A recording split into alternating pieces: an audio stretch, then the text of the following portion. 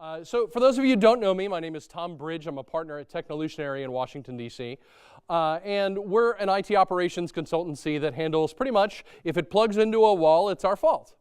And our general model has been focusing on small and medium business, SMedium business, if you will. But we've got a couple specialty clients and that have had really interesting years. And so I wanted to talk a little bit about what we've done for our rock and roll clients. And by rock and roll, I really do mean rock and roll. They're really rock and roll. Let's see, that's forward. If you've headed out to a concert in the last few years, whether that's at a small club with a capacity of 500 people or a giant outdoor festival with more than 50,000 people, there's some form of IT involved in all of these things. We may not think about it while we're there. We may just be there for the music. And some venues don't even think about it at all, and it shows. But IT is a driver of commerce, and the concert industry has become more and more data-oriented over time. Everything is measured in these environments, from sales over the course of a show, thanks to a digital point-of-sale system, to ticket entry timing, thanks to digital ticket scanners that report drop count in 15-minute intervals or 5-minute intervals in some cases, to wireless networks that show how busy the venue's patrons are on social media, and to point-of-sale systems that report just how many beers, sodas, and bags of crisps have been sold. Backstage, it's a whole different scene. As tour managers think about their next few stops and how they're getting there, they're confirming hotels and meals and flights and buses and security arrangements and everything under the sun. They're settling the show based on ticket counts, promo items, VIP packages, and more. And they've probably overrun their data plan on the bus from the night before, and they're desperate for some free data to use to coordinate the next leg of their trip. Pre-production staff are getting a brief down moment during the show to catch up with their families or just to get some social and email work done. Hospitality is focused on making sure their inventories are holding up against demand, against reporting, or they're based on reporting from the point-of-sale solution in real time. They're considering whether or not to take Bud Light off the menu as they're running low after a country show wiped them out the night before. They're looking at their stock of soft pretzels and demand projections internally as they decide whether to pull additional stock from the warehouse. These are all IT solutions, whether or not they represent our current idea of what an IT solution is. If we think they are all mobile devices and laptops, they're also point-of-sale systems, ticket scanners, and all sorts of other systems that interact together. Everything is measured in these environments, from sales over the course of a show, and it's just measured in photographs that are taken from the balcony of the show all the way out to how many beers did we sell in a given night. If you, sorry, that's backwards.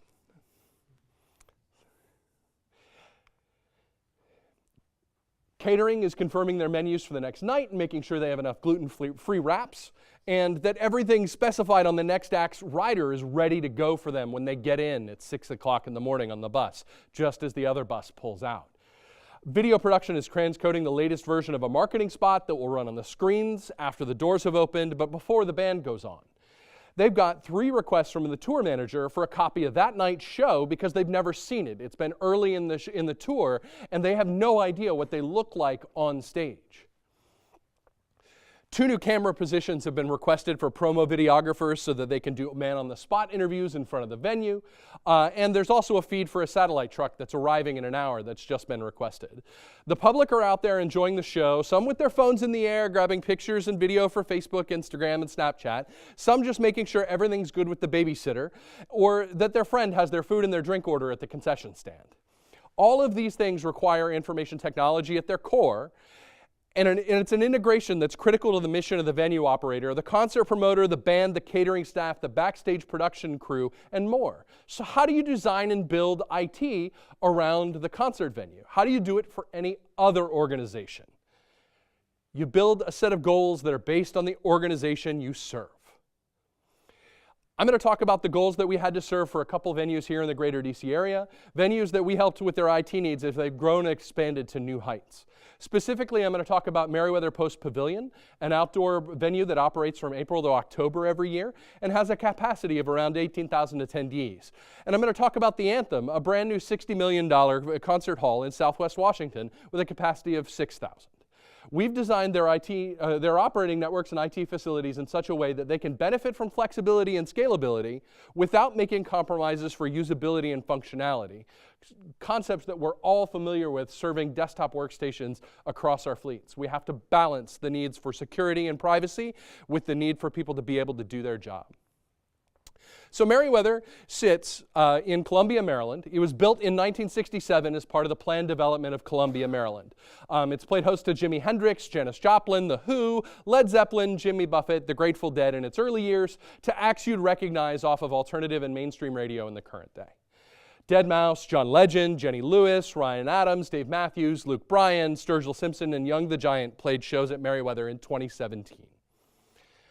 The main pavilion has a capacity of 4,200 with two 900-seat loges under tents on either side. There's a 12,000-person lawn just beyond the back of the pavilion as well. There are 3 concession plazas and a secondary stage position for festival usage. Here's a map. When we began at Merriweather, this was our first discovery of the network. This was the initial map that we crafted out from the entire thing. All connectivity for the property began at the administration house in the upper right-hand corner of the map. The admin house has the benefit of being a historic building of some sort. Whether or not it's on the historic register is up for debate, but it's a 19th century American farmhouse. It is 2 stories tall. It held their current offices at the time, and their admin staff of around 10 regulars worked out of that space, as well as another 40 people who were coming in and out during a concert day. From there, direct burial fiber ran to outbuildings on the property that housed concession stands and box offices, and occasionally a wireless access point, and very, very basic connectivity was the goal of the day. From 2012 to 2015, we led a process of modernization that modernized the switch hardware from 10-year-old Cisco hardware with 100 meg links upstream on old LC fiber to a more modern footprint. The old design was largely a point-to-point network, as you can see from up there. You can see that that box office on the southern side has to make multiple hops to get back into the switch main core switch environment. There were some switches that were 4 hops from the primary terminus, all with 100 meg links, which led to severe congestion on the network at the first hops out from the admin house, which meant we were saturated on our main core links, and bandwidth was hard to come by at the West Plaza and the South Plaza, where we had some of our most critical transactions happening. Merriweather was a difficult place to work in many respects. When we started, the network was entirely undocumented. We built that map. That was the entire extent of the documentation that we had when we walked on site the first day. No one knew what the VLANs were for. Nobody knew which ports were set to which VLANs. Nobody knew the admin credentials for the switches. We had to spend a whole lot of time doing just basic discovery to understand how it worked. And while some people think that code should be self-documenting, I'm generally of the opinion that while comments and documentations inside configurations are helpful, there's no substitute for a guide and glossary for a venue or any corporate object network. As part of establishing our original documentation for the venue, we kept track of where our problems were so that we could plan long-term fixes as well as short-term tactical repair. But again, we had to suddenly think a lot larger. We were expanding substantially the number of endpoints on the network, which meant realigning IP subnets. In addition, we were expecting a second full-time concert stage called the Chrysalis, pictured above. And that led us to our first brainstorm. What are we doing wrong? How do we fix it next time? And so where were the problems? We started monitoring the network. We started monitoring individual links. We started monitoring the main router capacity. We started monitoring the wireless capacity that was out there. And so as we went, we started to figure out that our biggest challenge wasn't the management of their Macintosh fleet or their iPad devices or their iOS devices, or even the point of sale system as a whole, although the point of sale was its own adventure. And come find me in the bar, I'll tell you all about our environment there. I will need the beer, believe me. The biggest problem was our ring-style design. And so while we had this beautiful C-shaped network, we were saturated at the first point of demarcation. And so as we began to drive more traffic toward the center of the network as a whole, having multiple hops between edge switches in the primary router led to busy conditions across the network, which led to slower transactions, which led to retransmits, which led to longer wait times at the concessions.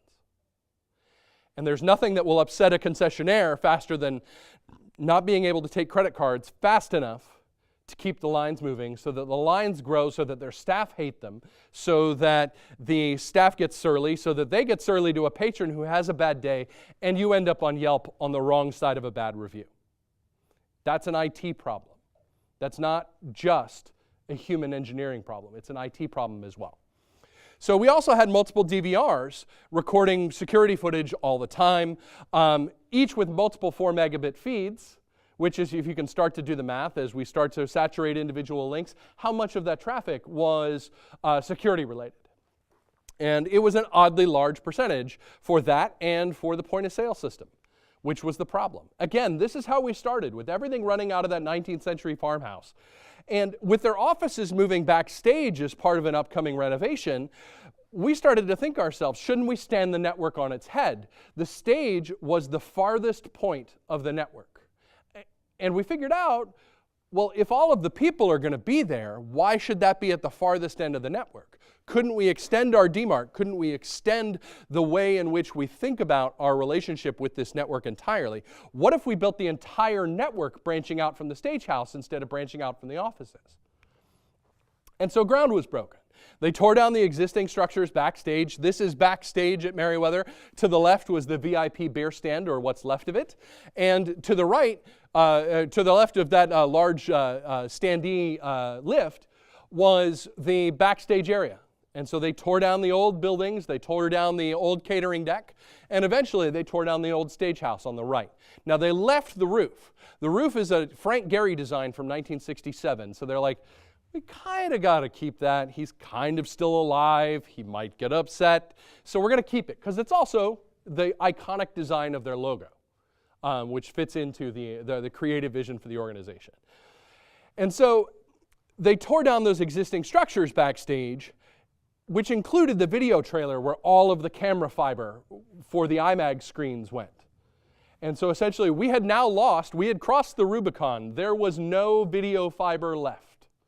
And that was a huge problem. We had a point of no return. We have to get this done at this point. There was no going back, only forward. And we had one off season from October to April in our slot to fix the whole thing. So we started to take a look at construction plans for the venue. Included in the major upgrade were 2 things that got us thinking early on: a major increase in the electrical service from Baltimore Gas and Electric, and the intercounty broadband network, which had main fiber service nearby. It was part of the American, essentially the stimulus package as it was known at the time, but it essentially gave public funds for large infrastructure projects like an intercounty broadband network run by the Howard County and by Montgomery County. BG&E was asked to bring in multiple 400 ampere service lines for the new building, and they came back with an idea. How about we run you some dedicated underground service lines? We'll put them in a duct bank underground. And that got us thinking, how's that going to work? How are they going to handle that? There's a machine for that, it turns out. It's a giant robot. And essentially the robot, you send it and you give it a clear course, and it will tunnel you a path.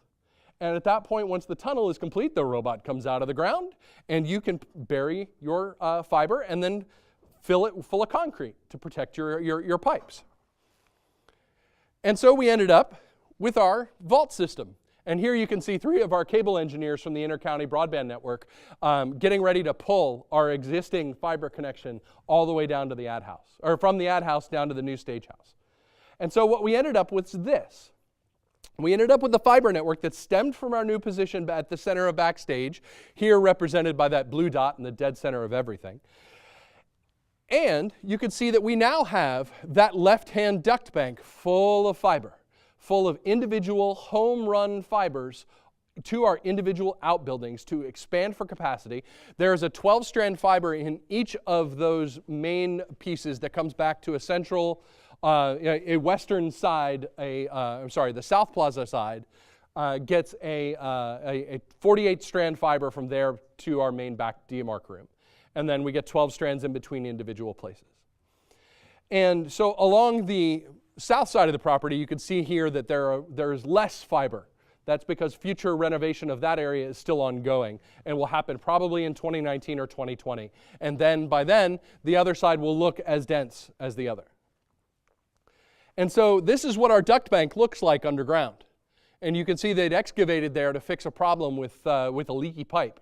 And so they'd repaired that pipe and then recoated it in concrete and then reburied the entire thing.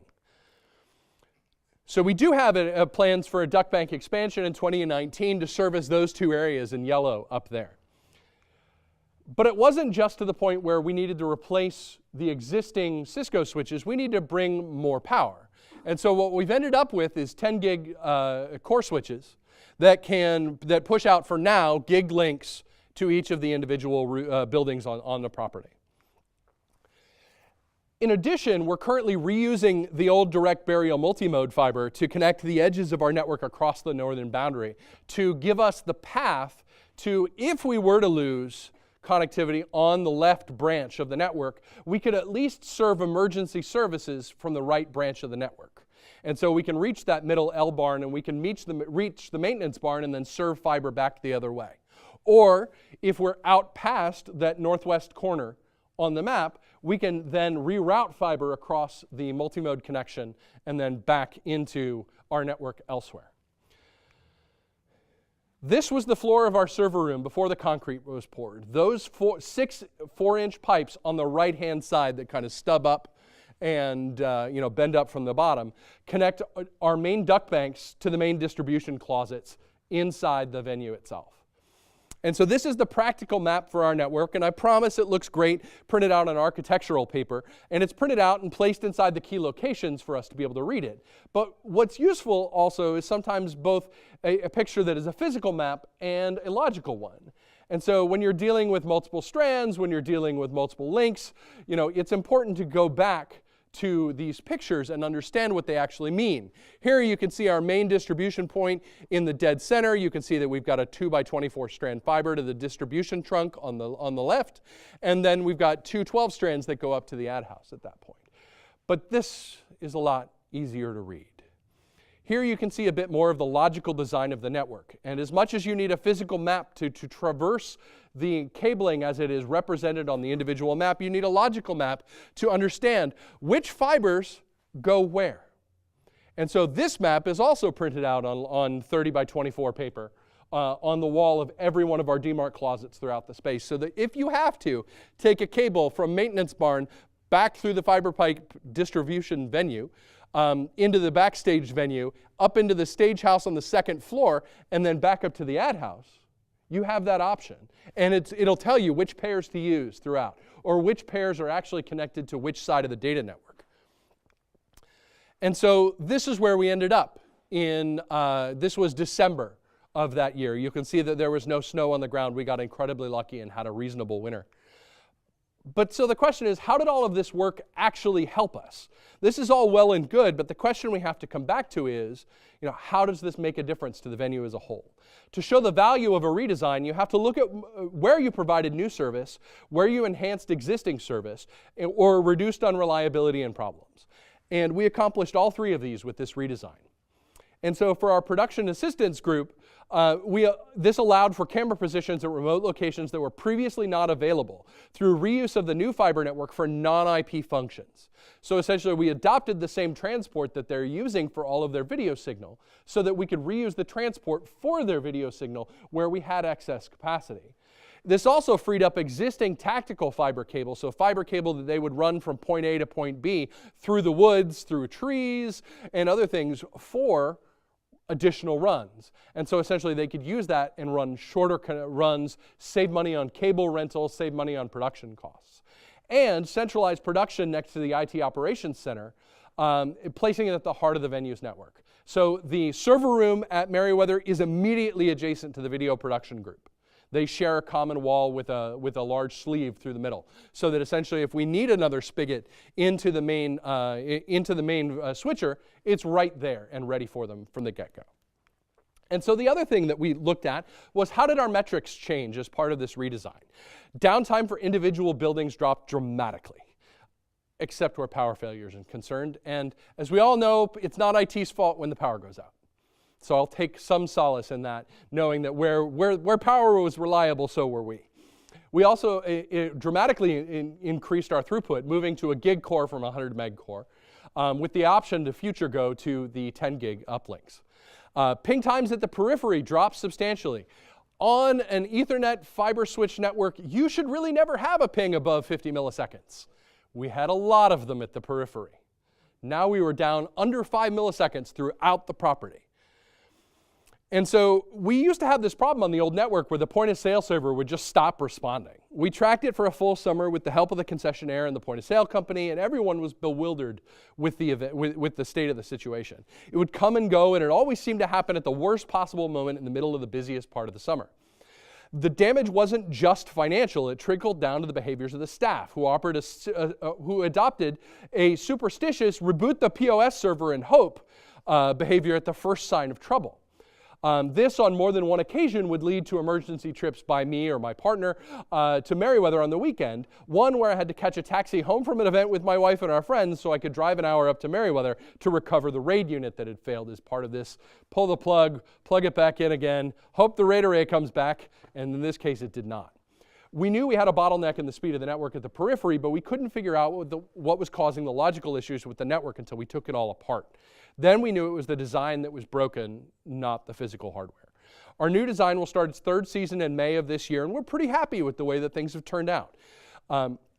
Better switches and better design has led to substantially fewer cases of accidental or intentional disablement of the network. Better point of sale on a better network has shortened transaction time, allowing concessions to flow more smoothly. Ping times have dropped substantially as network bottlenecks have eased. Better backhaul has allowed our security DVRs to communicate much more quickly with the central security station and allowed us to create a workstation area for our security staffer to patrol remote locations with less outside time in the middle of winter. And that takes us to the Anthem. The Anthem is located in the Wharf. It's the heart of the Wharf development in Washington, D.C. It's a $2.5 billion redevelopment of the Southwest waterfront that began work in 2014. The Anthem is a state-of-the-art concert hall with a capacity of more than 6,000 attendees.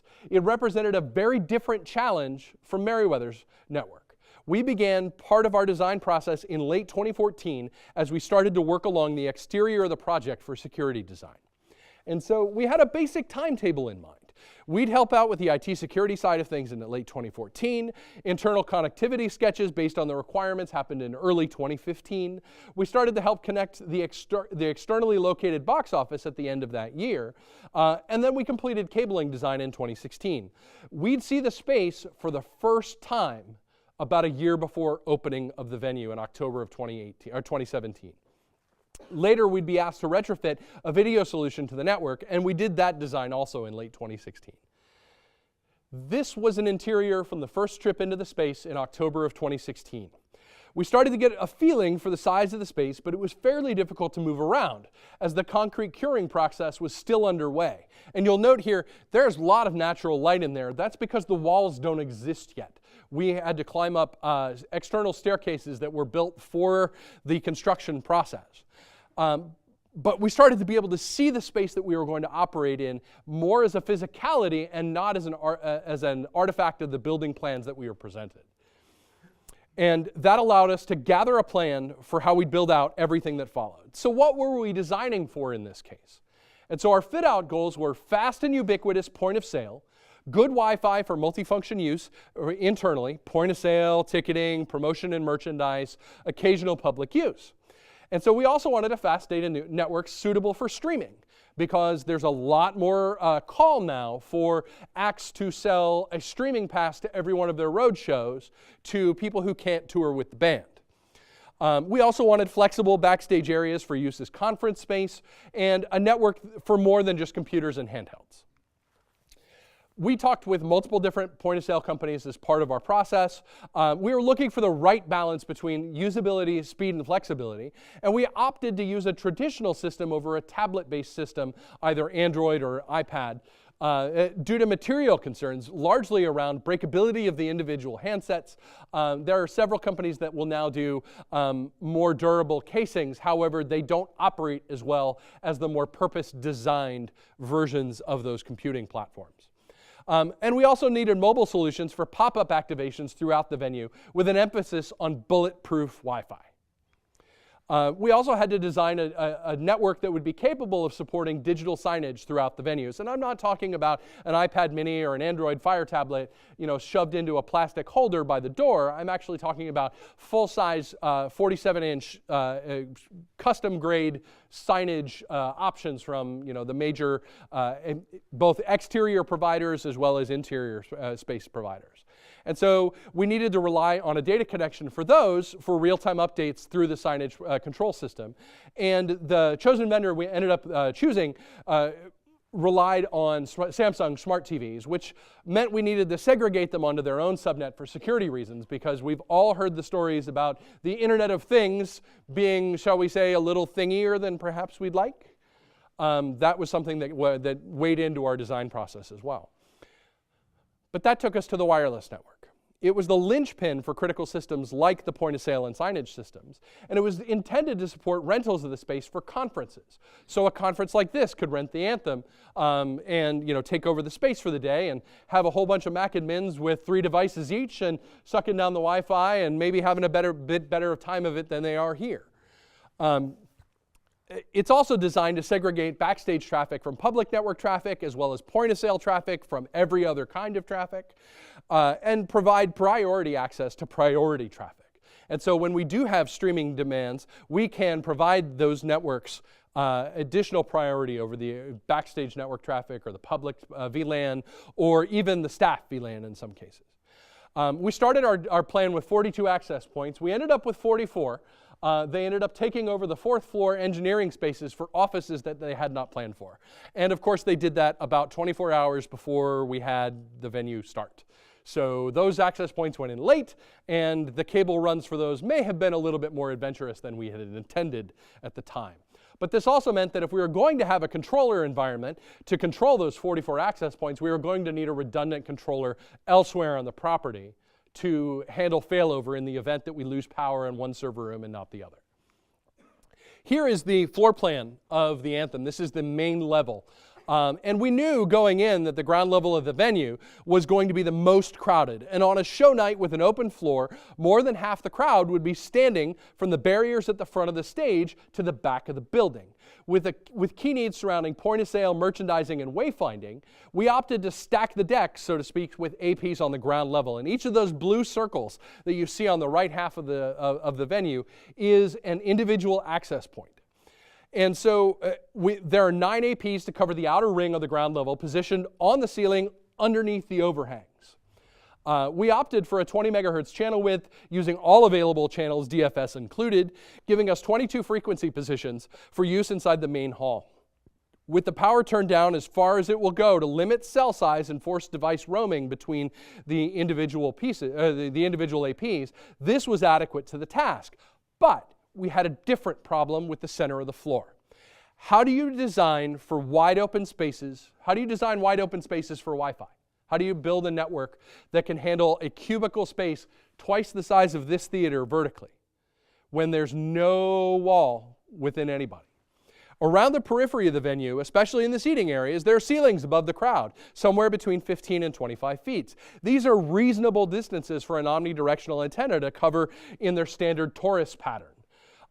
We knew how to handle these kinds of areas. We've been building Wi-Fi for office networks for a decade because they're very much like office buildings in that back space. It might be a little bit taller than your average skyscraper floor, however, it's functional and it's there. You can use those natural barriers like walls to shape the signal patterns into usable cell sizes. This is a 3D representation of where an omnidirectional antenna's AP signal will go. Up in that upper left-hand corner, you can see that is kind of generally, it's a lobe shape that kind of is a giant circle around the structural antenna. And so on the right, you can see the azimuth plane. It's beautiful like that. It's a perfect circle. On the bottom, you can see the omni-elevation plane, and it's really 4 lobes. And you can see that this was a device that's essentially that expands out substantially further over the X and Y axes rather than it does over the Z axis. It's a much tighter curve. And so I can go a fair amount of distance, longitudinally across the space, but if I've got an AP that's 50 feet above me, I'm not going to get nearly the kind of signal with an omnidirectional antenna that I would otherwise. This is what a sector antenna looks like. This is a 120-degree sector, which is semi-directional. There are also 30-degree sectors as well. They function under the exact same style. I just couldn't find all of the nice graphs to go with them. For those of you with massive stadiums, and here I think about the O2 Arena, where we were for last year's event, to stack density in an environment like this, you have to use these kind of sectors, and you have to use them like this.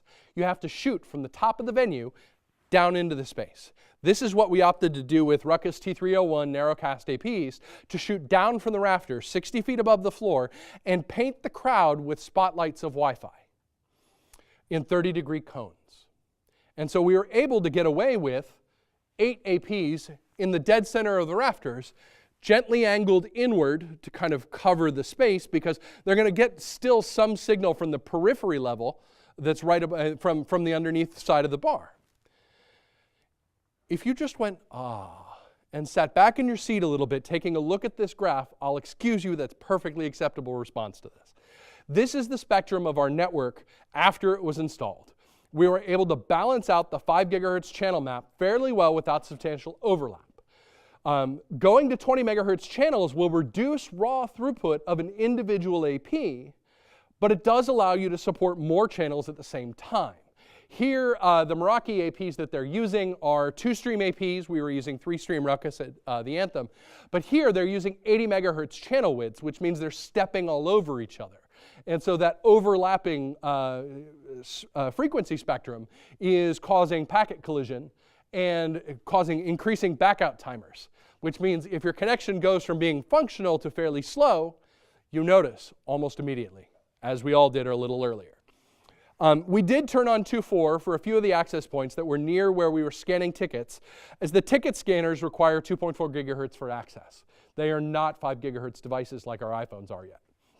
We were able to create a channel of zones to do ticket scanning outside on the wharf pier itself. About 150 feet from the main doors, you can still see the appropriate signal to have your ticket scanned well out in the line, so that you can do your ticket scan, your security scan, and you can still be outside.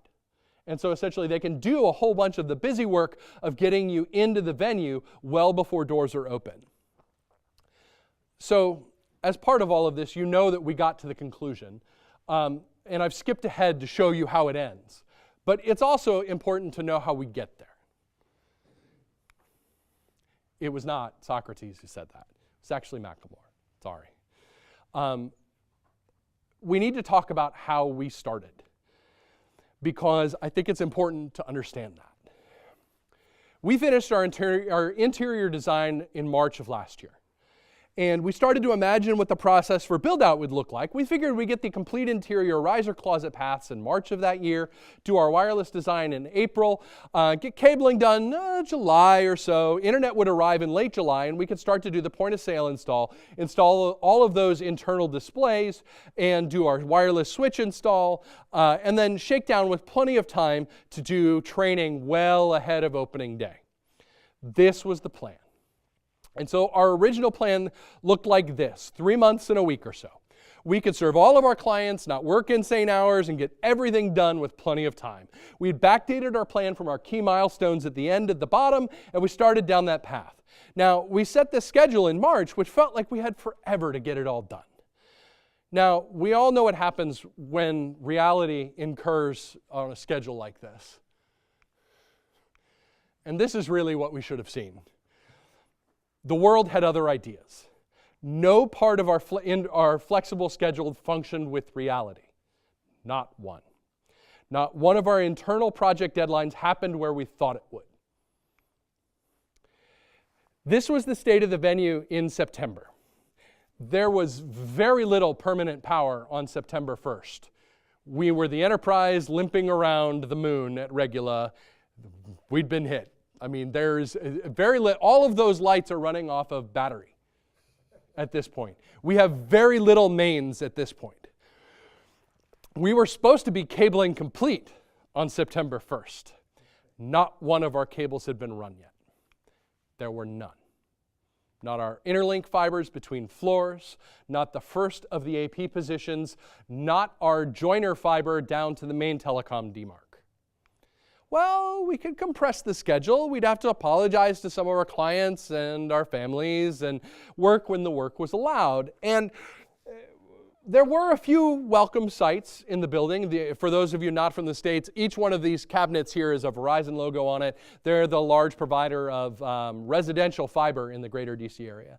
And so we started to see the building start to fill. We knew that we were going to catch up at some point, right? The law of averages says that we are so far out of spec that we would eventually average out to coming out back where we're supposed to be. And thankfully, we did have internet, and it didn't arrive when we'd hoped in mid-August or early August, but it did get there by the September 1st. We opted for a gigabit fiber circuit from Comcast Enterprise Fiber. We wanted the ability to stream in compressed high definition from multiple angles at once. As well as reserve 100 megabit for point of sale, 100 megabit for the backstage VLAN, and 200 megabits for the public VLAN. So now what? We have the internet. That's great, but it doesn't leave our room yet. So we take pretty pictures. This is the one of the upstairs bars on 9/7. I realized I should have backwarded these dates to make them European appropriate. I apologize. And so we could watch as the venue comes together. This is the floor of the main venue about a month ahead of the first show. We could bide our time taking artful photos of conduit pipes. And so we get to 9/27, September 27th of 2017. And so this was when panic had set in. Like, we were well into the panic zone at this point because we knew that every day that we lost was 8 to 12 hours of functional work time to get the network shook down. And so we started to do things. We did what everybody else was doing, which was building things wherever we could. And so this is Jason. He's the lighting designer for the 930 Club and for the Anthem. And so he's building the original lighting board and sound board sitting on the concrete floor of the venue at this point. And so, lighting panel on the front of the floor at front of house, you got it. Core switches on a ping pong table at the office, absolutely. Access points on desks, on furniture, on chairs, wherever we could physically locate them to get them on attached to the network and actually initially provisioned, labeled, and ready for mounting. And then we waited again.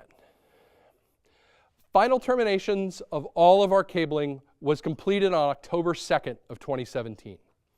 The first test show, complete with point of sale, internal displays, wayfinding, ticket scanning, internal wireless, the whole nine, was 6 days later.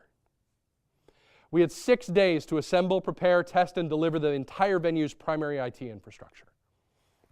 And so this was the sunset at the end of the first day's worth of work. We had the switches mounted in their cabinets. Power was still hard to come by and definitely not reliable on the 3rd, 4th, and 5th. We didn't have full-time power in all of our closets until the 6th. We could patch and prep everything, and create a whole series of charts and labels to direct the rest of the work, and we could keep plugging away at everything as we could. We were building the track as the train was running. Apple's Notes app was incredibly helpful for our team. It allowed us to share some notes with imagery to hand off to other members of our team. We could work from one common set of notes without laptops in the way. And so essentially we built our entire set of switch maps and cable maps based out of Apple Notes. And so the iPad and the iPhone to take pictures and the iPad to do the data work all contained herein. From the very first moment. By October 4th, we were ready for the point of sale team to come in and get started, and for the lighting team to connect all into the digital displays. Meanwhile, some of the finishing touches were coming together, like that chandelier at the upper right, which is my favorite feature. In the middle of this day, we were dealt our most serious blow. The base building team wasn't going to be able to come in and terminate 60 cables they'd left undone before the beginning of the first show. We had to find someone to come in and terminate, test, label, and attach more than 60 cables throughout the 4 floors of the venue in less than 48 hours. And we thankfully knew a few people that might have the capacity and got on the horn to figure it out. Alan Espinoza from Pace Communications arrived the next morning and worked a double shift to get all of our cabling done on time and ready for the first show. On top of that, the box office's patch panel had to be moved at the last minute, and the electricians weren't going to be able to terminate any of that equipment. Alan leapt in the day after that, and we were both working punch-down tools by the day's end to get everything ready for the first show. First up, the guy in the hard hat here is Tony Albanese from PN Hoffman, the master developer behind the entire project. No one put more time on the site than he did. From 2014, when they broke ground, to October of 2017, when they opened. Tony knew everything about this project. I can't imagine the mental capacity required to hold a 5-block commercial development in your head all at once. Tony knew everything about that project and was invaluable to us and our team. But this picture is actually to show you the pallets of cinder blocks to his left. The Anthem is built immediately below and next door to a luxury apartment building. Double-thick cinder block walls with acoustic treatment mesh and an air gap surround the entire outer shell of the Anthem. Walking into the main structure was walking into a cell phone dead zone. Usually, there's a solution for this. These are DAS terminal endpoints, distributed antenna system. And on September 21st, you will note that they are entirely unconnected. The DAS was a multi-million-dollar project by an outfit out of Atlanta, and while they had the DAS turned on by October 12th when we had our first show, some lawyers failed to get their contracts in place with Verizon and AT&T, and the number 1 and number 2 American carriers. Imagine if EE, O2, and Vodafone were all unavailable in your large space, and that only those with service from 3 were able to use their phones. That's the situation that we ended up with. And so this was a scene from the inside of our Wi-Fi controller. A lot of people never think to join the public Wi-Fi on their mobile phones unless there just isn't any signal. And suddenly we were about to have 6,000 people, and statistically speaking, judging by the band, about 4,000 of them were going to be customers of a network with no service installed. And given who was performing, the audience was going to be of a demographic that, shall we say, might need a babysitter.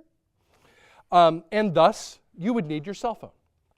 We messaged heavily about Wi-Fi calling and the marketing promotional materials for the shows, and we had signs printed up telling folks what to look for in the way of public Wi-Fi. That night, on the first night of our show, we had over 3,000 people on the network simultaneously and over 4,000 over the course of the evening.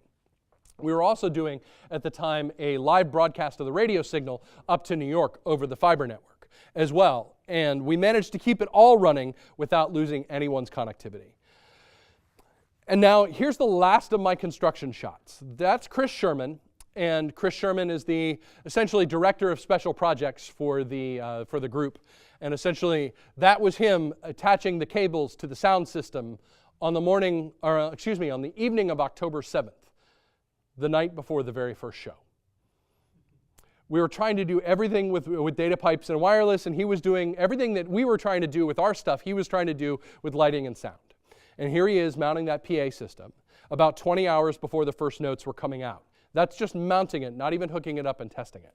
We were doing our last sanity checks on midnight that night, getting ready for the first crowd, and we had 2 performance nights to test the Wi-Fi with real people before we hit our first 2 big shows. And so everything that we were doing, we were running right up against the final timeline. So I do want to tell you a few things about the lessons that we learned from all of this. The only way out is through. There are going to be dark moments in any project where you're pretty sure it's going to fail, you're going to quit or be fired, and you're going to have to move to, Montana and become a cattle rancher because no one will hire you for IT ever again. You think about quitting, you think going about, maybe it's time to go back and digging ditches. And when cabling was pushed back for the 3rd time in 2 weeks, and the second hard deadline from the construction people for terminated cable had passed, I went out and took this picture. It was late, I was tired, it can be a lot. The mantra throughout was the only way out is through. There's no way out of this project that doesn't cross the finish line. We got to continue on best as we can, building everything we can build, and be there every moment you need to be for as long as you need to be. the second lesson was more important. Collect favors and goodwill along the way. You never know when you're going to need somebody else's help in a project like this, ever. Be helpful to others, and they can return the favor. Be a jerk with no sense of appreciation for other situations, and no one's ever going to drop it all at 10 p.m. on a weekend to fix a problem for you, because you were once willing to do the same for them. Respect doesn't mean you have to accept lesser quality. It doesn't mean you have to accept delays. It means being reasonable in the face of impingement to your schedule. We drifted 6 weeks in our schedule, still managed to get it done because we were there for our folks at previous times. And if they couldn't pay back the favor, they knew somebody who could. We learned a lot about who our friends were and who they weren't. We provided as much assistance as we could for the base building team so that if we needed them, and we could work together to come to a good solution. This is all you can do. As part of any team,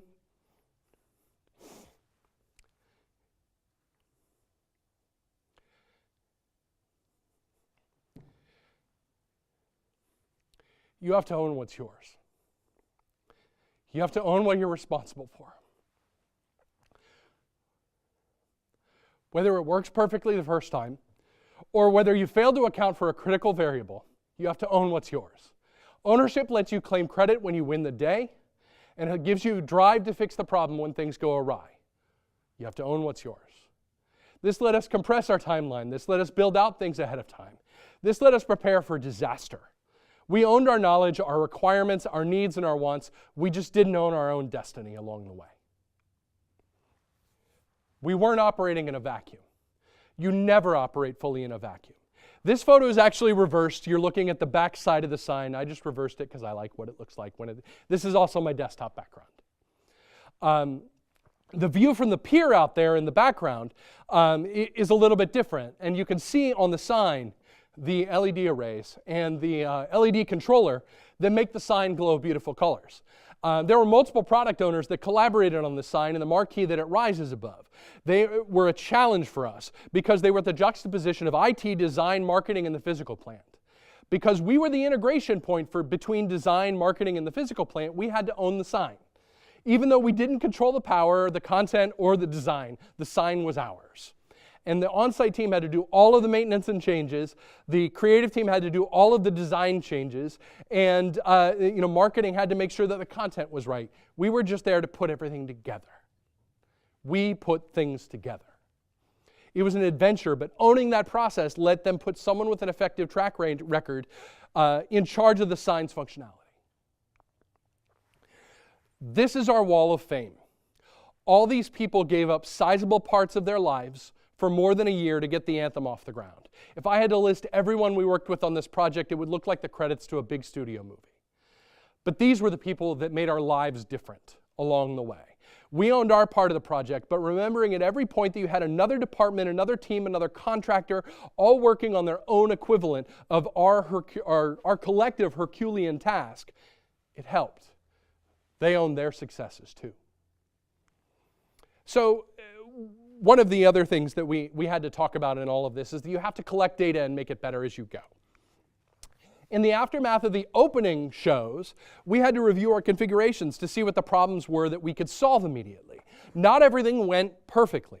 We had some issues with the point-of-sale server not processing transactions as quickly as we'd like. Lines were bunching up. People were getting upset. It was a challenge. We thought we understood the problem until we started to collect the data associated with the situation. And it felt like the whole time to the point of sale company, it felt like a network bottleneck to them. We started to collect response time data from the switches, network congestion from the core switch, and traffic volume from the router. And it wasn't any of those things that was the problem. We could point to good data that said we were free and clear, but that didn't mean we could wash our hands of the situation. Our clients wanted help interpreting the other side of the data too. And so we did interpret the data using Observium, run in a virtual machine on property. We configured each of the switches and router for SNMP analysis and started to track data during the show. We had everything we needed to show them it wasn't our network causing the issue. It was something at the point-of-sale server itself. Providing negative evidence can direct a solution as much as providing positive evidence. even if you can start negotiating through the process of discussing where the problem lies, if you have data, you can back it up.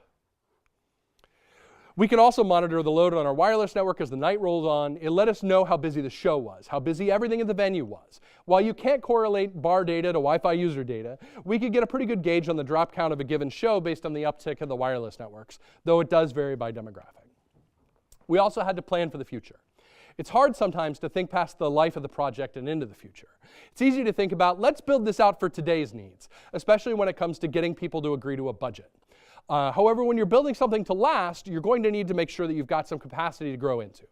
That means capacity for data throughput, for wireless access, for cabling. We ran more cable than was strictly necessary for our immediate needs. We placed more access points than strictly our capacity required because we knew there would be device growth. 802.11ac is a rich and mature technology now, and we expect it to be around for a long time. But we also recognize that 802.11ax is coming, and it could grant some throughput increases that might make a second Ethernet cable valuable to run now. We ran more cable than we needed to at various key places, knowing we'd grow into it. In some cases, we've grown faster than we've expected. So please, if you're ever in the DC area, come out to a show. You will find no venue more hospitable than those of our friends at the 930 Club, the Anthem, the Lincoln Theater, and Merriweather Post Pavilion. They're incredibly special people, and they do good work, and it's a privilege to serve them every day. So with that all said, confetti cannons! And I'll take questions if you're interested.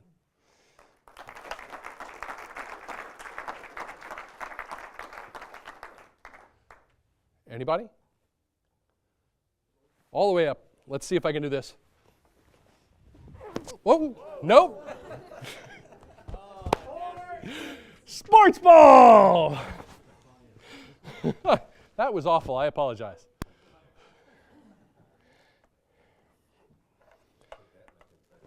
Yeah, so I just wanted to ask, I've got a couple of questions actually.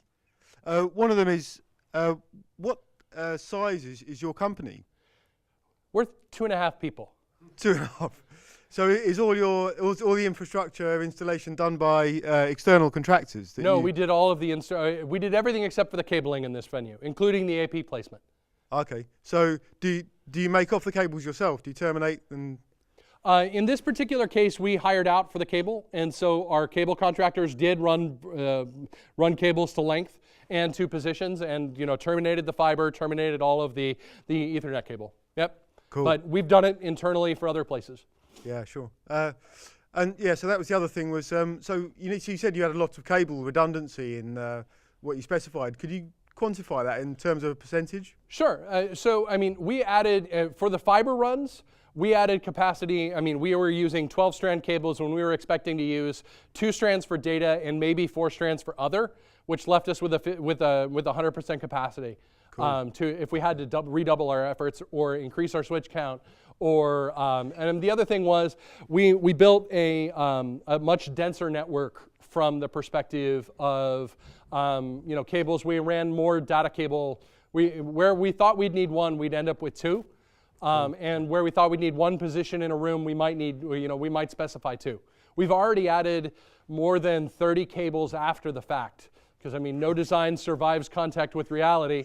That's absolutely true for offices as well. Yeah. And so we've added significant cable runs after the fact. Even with the redundancy? Even with the redundancy, yeah. Because, I mean, most of our redundancy at that point is redundant in failure of, I have an outlet, if something destroys outlet A, I've still got outlet B. But that doesn't help me if I need to add another person in this office.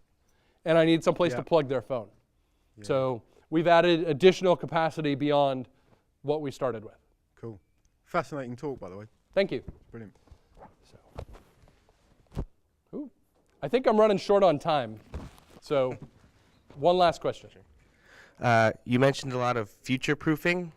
Was it difficult for you to describe why this company should invest in extra cabling, extra this, extra that, even when you already ran, like you mentioned when you were trenching the property before, that they had space for more? How did you convince them to not only give you the extra space, but also run the future proofing now. Yeah, and that came down to there were several spots during the run-up to construction where the capacity of our existing network had been eclipsed. And so essentially we didn't have capacity to give them at that time.